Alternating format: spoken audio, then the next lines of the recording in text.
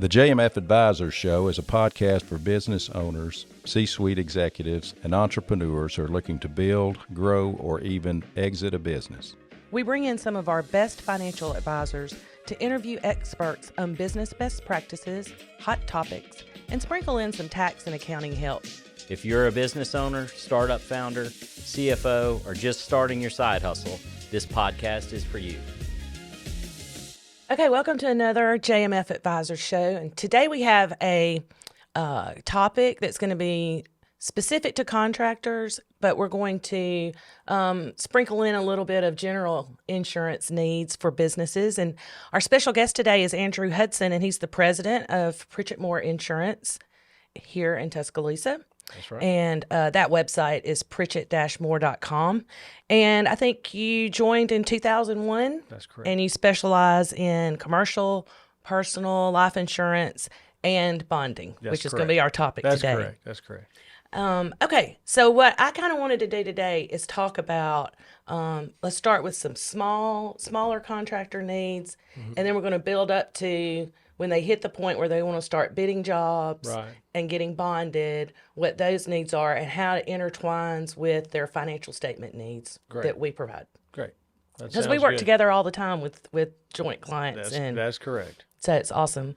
So, first of all, let me thank you for having me. I'm glad I you're appreciate here. the opportunity to kind of, showcase what we can do for contractors and business in general. So. Right, and it also shows how accountants and other industries work together to perform for the same clients. Yes, and we'll see as we go through some of these points that it is imperative to have that relationship. Yeah. So.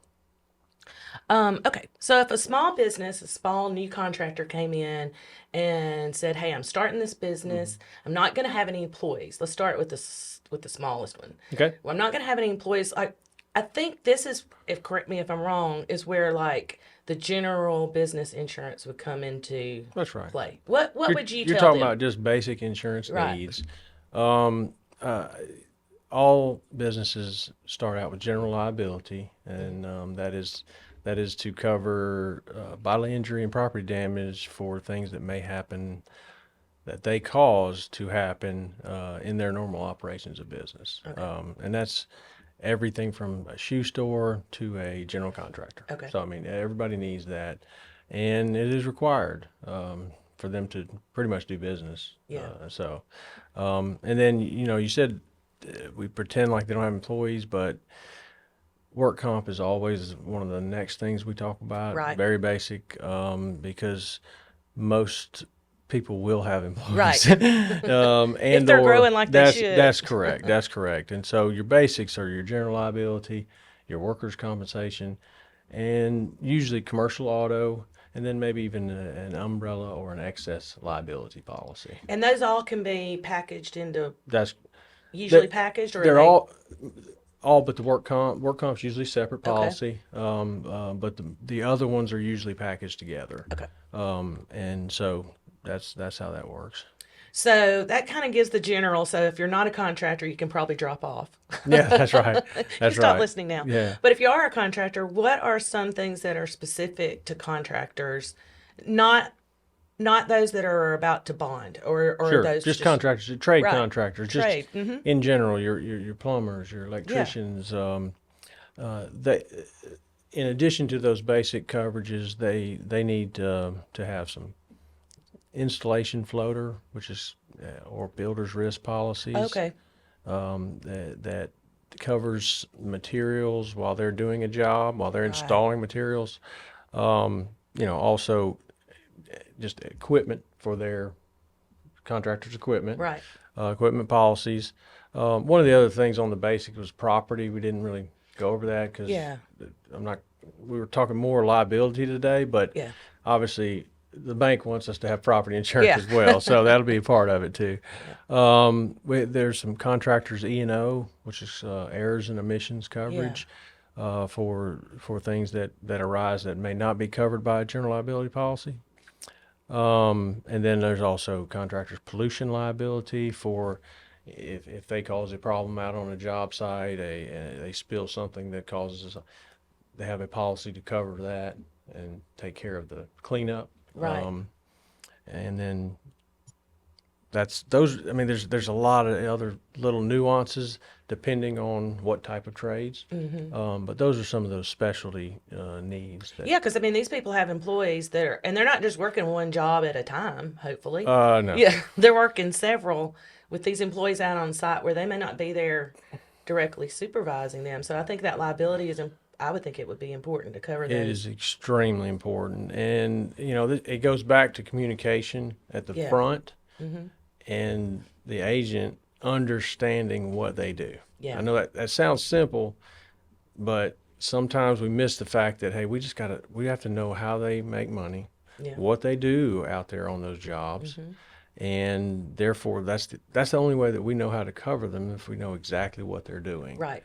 And then it comes back to communication, and then along with the coverages that we offer, we have services as well throughout the policy period. It's providing certificates for them. Oh, okay. Yeah. It's providing evidences to the bank. It's loss control services. We may have their company and myself will go out to one of their job sites, kind of critique them. Yeah. Before OSHA does, which is important. That's huge. It's really important. My husband does all the safety and OSHA permit, all of that stuff for the company that he works for. And that one little slip up, you go injury free for years, and then you have one person do something that's not smart. And it's not just the money that you maybe find. It's the hassle. It's the, absolutely. Yeah. It's the it's the bad report card, if you will. Yep. You don't want that. No. And then we also have in a work comp situation, there's a kind of a factor. It's called experience modification factor. It's it shows their experience over time, and we work with clients to help them keep that number down. It's based on it starts out at 1.0, and they want to get it underneath 1, and that means that they've had some experience without losses or without big losses. So those are all some of the services that we provide, not just contractors, but to all of our insureds. Yeah, and with those workers' comp policies, is always going to come a workers' comp audit. Yes. Because they're going to do that every year. They're going to come in and they're going to want to see their W-2s, 1099s. That's correct. Yeah, all of that. All the subcontract, we get 1099s. We get that, and That's right. usually kind of help our clients comply with those audits. Right. And with audit, when you're talking about audits, most of the general liability policies are also audited. Yeah, they are. So, and it's all based on payroll. Or work comp is always based on payroll. GL can be based on payroll and or sales. Does that help with their ratings, I guess, if they have good audits? Or what No, what was their rating based on? The experience rating, the work comp rating, it's like an algorithm that they come up with, but it is a lot of factors, and it's based on expected losses with their classifications that they have and that they're in their payroll. So to keep it simple, let's say with $100,000 of payroll with this class of worker, Okay, yeah. you should only have 10,000 in losses. So that's your expected loss, and then if you go under that 10,000, your experience mod goes from 1.0 maybe down to 1.95. Okay. And so that helps them. That's a 5% credit. Yeah. But it's very important with contractors because there are several owners on job sites out there that will not let them on the job if they have over a 1.0 mod. Yeah. So it's They can't win the bid. it's past the loss. Yeah. They can't even get on the job. Yeah. So those are all just some of the services that we would provide to our clients. All right. So our contractor has grown up and they've gotten bigger and they've decided that they're going to start. And they've listened to me and you. Yeah. And they've got good working capital and they're all licensed and they've met their license requirements. And so now they're trying to get bonded for bigger jobs. Can you kind of explain the bonding process and what that is? And because I know you guys use sureties. And so what they're looking, so it's not only what you're looking for, it's also what they're looking for.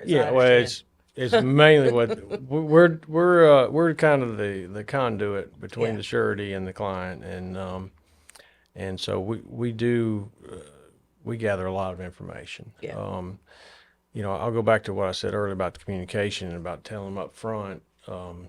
You've got to have open relationship with your contractor. They have to trust you. They've got to give you all the information because Right. it helps in the underwriting process. The bonding process, it's different than insurance. Okay.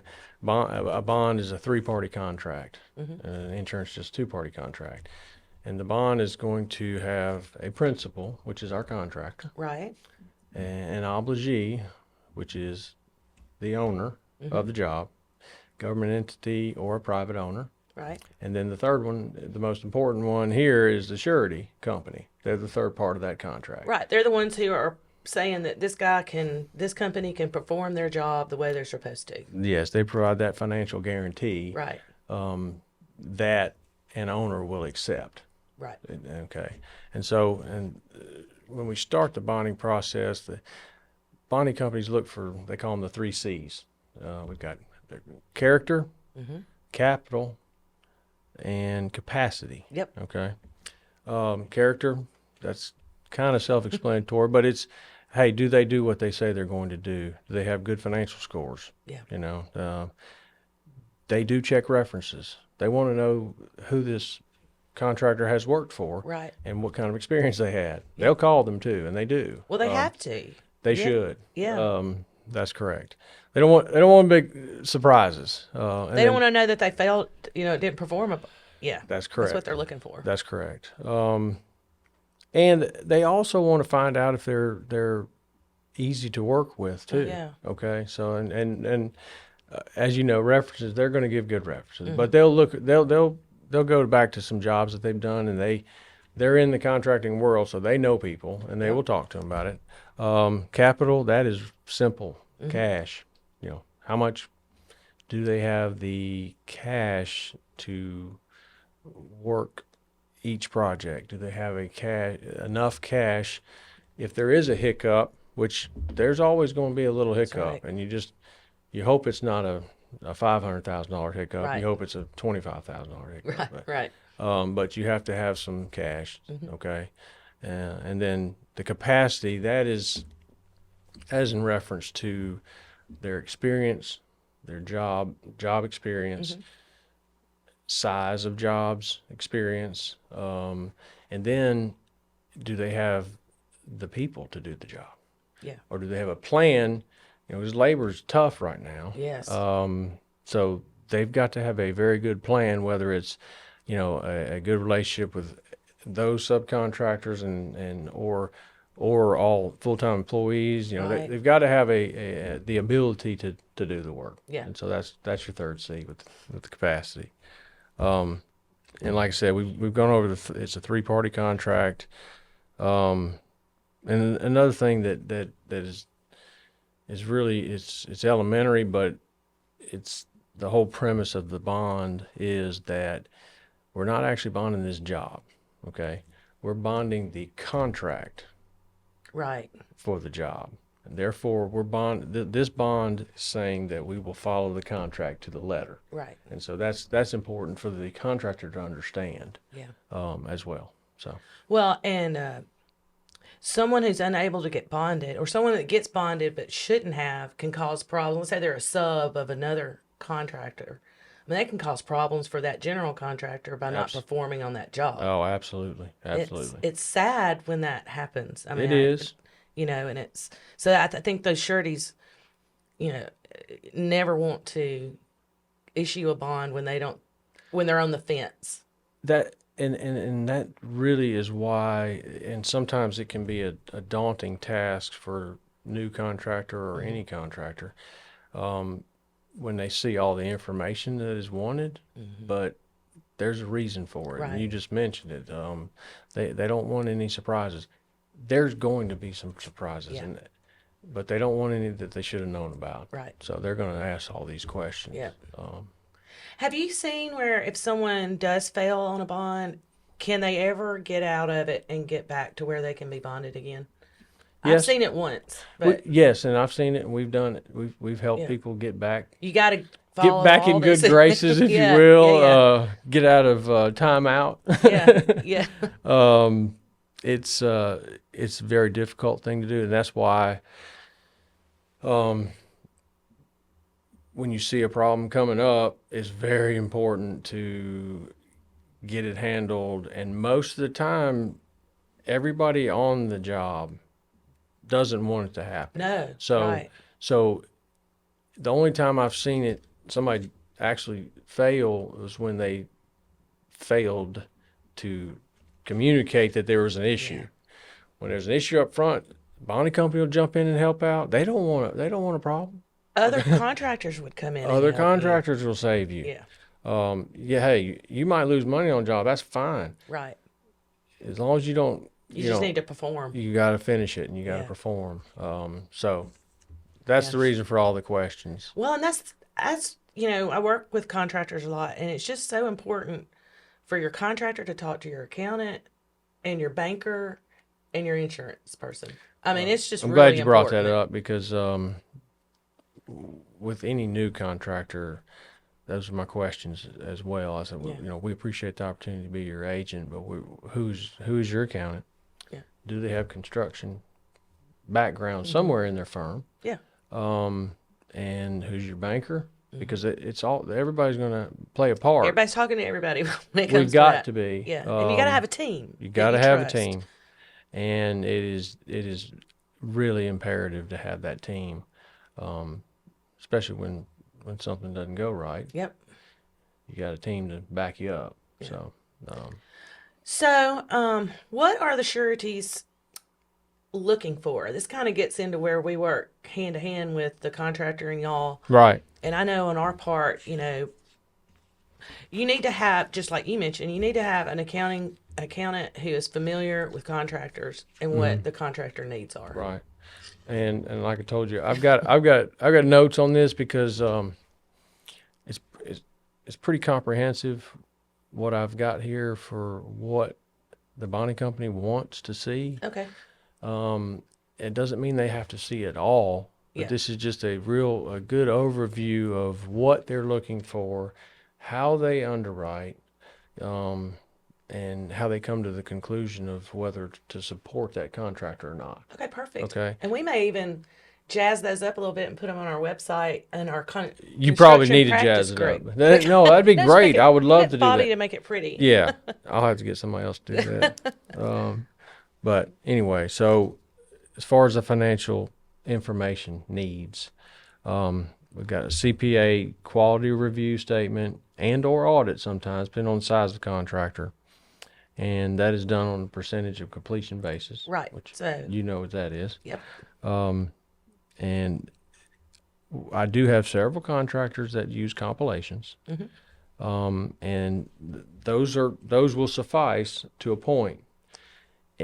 And sometimes it's a number point, or sometimes it's a number of jobs that they may have out there, or Okay. complexity of the trade, right. that they're comfortable with the compilation up to a certain point, and then after that, hey, we got to pay for a review.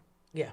So, and that's fair. I have a few that use compilations, Well, but yes, they're and I do specialty too. trade contractors that they stay in their lane. That's correct. And they stay at their certain, they don't want to take jobs over like $1 million That's or right. something like that. Yeah. It's funny you said that, because that's usually the breaking point of, hey, once we go over $1 million per job, we need to start looking at a review. Right.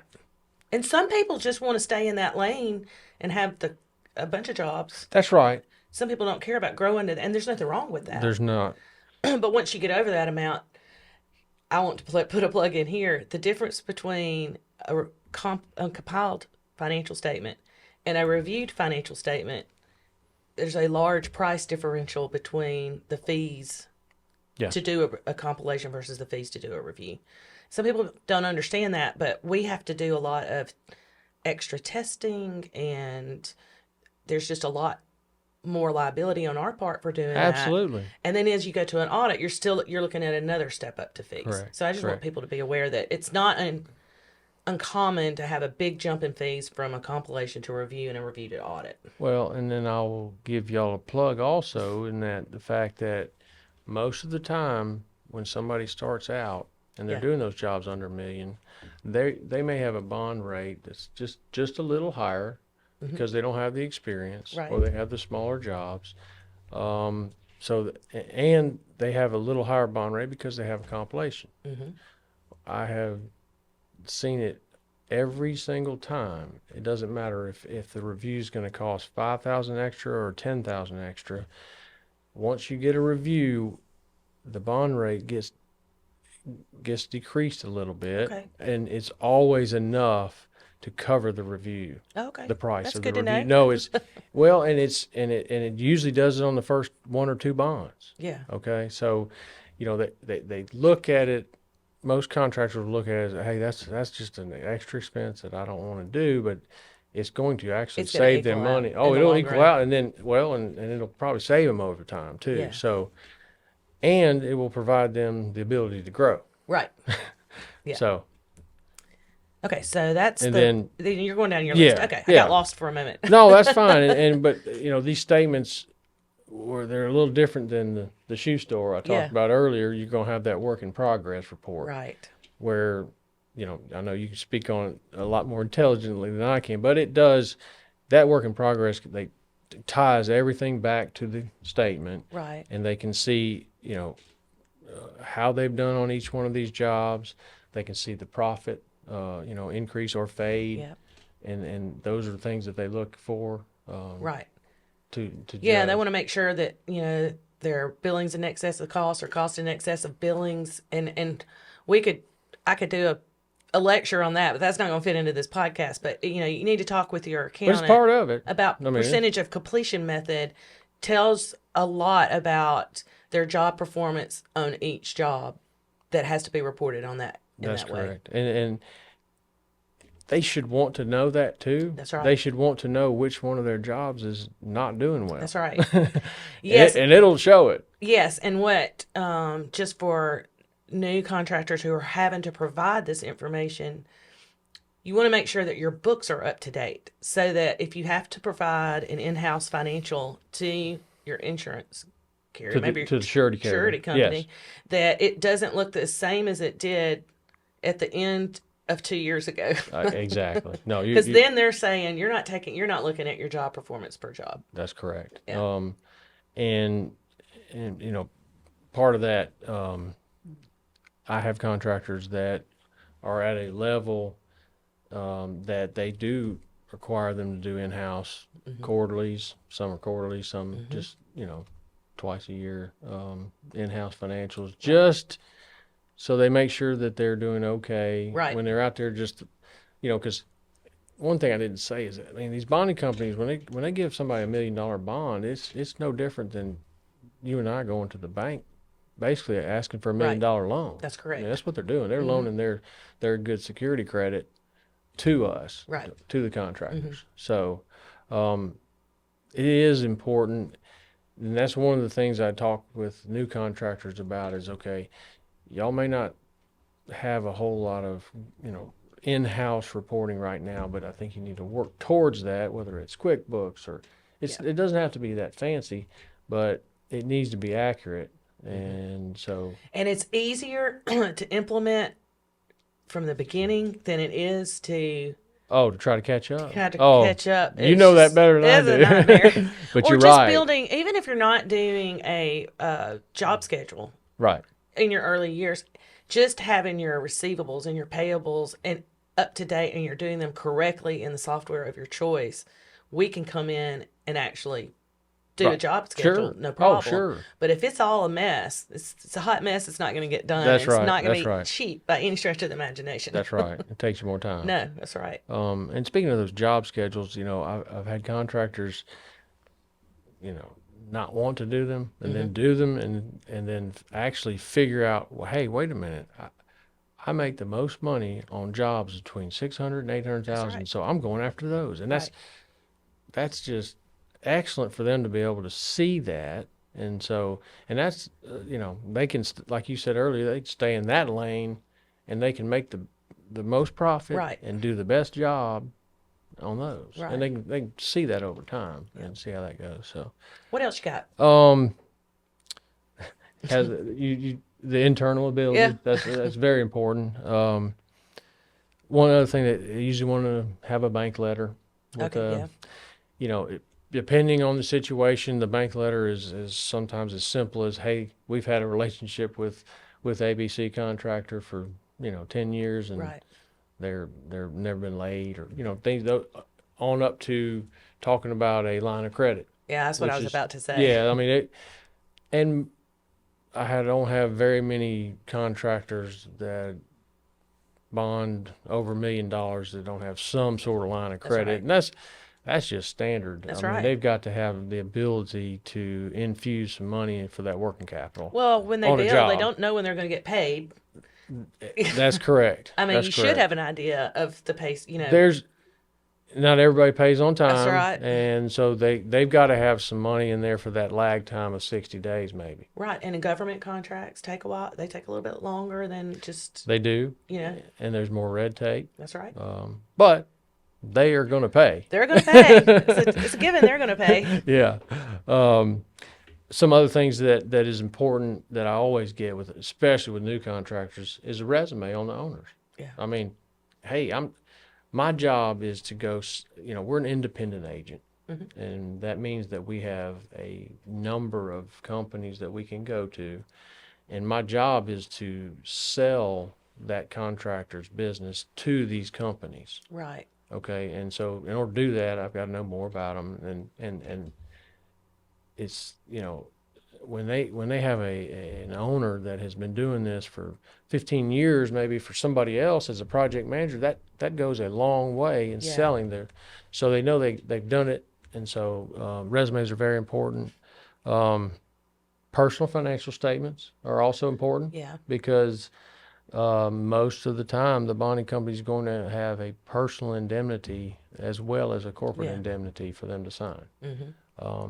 So a lot of times they can do those personal financial statements themselves. I think they have prescribed forms that they can fill out for those. I think you're correct. It's really not. It's basically the same one they would for a loan, like I talked about earlier. So. Yeah.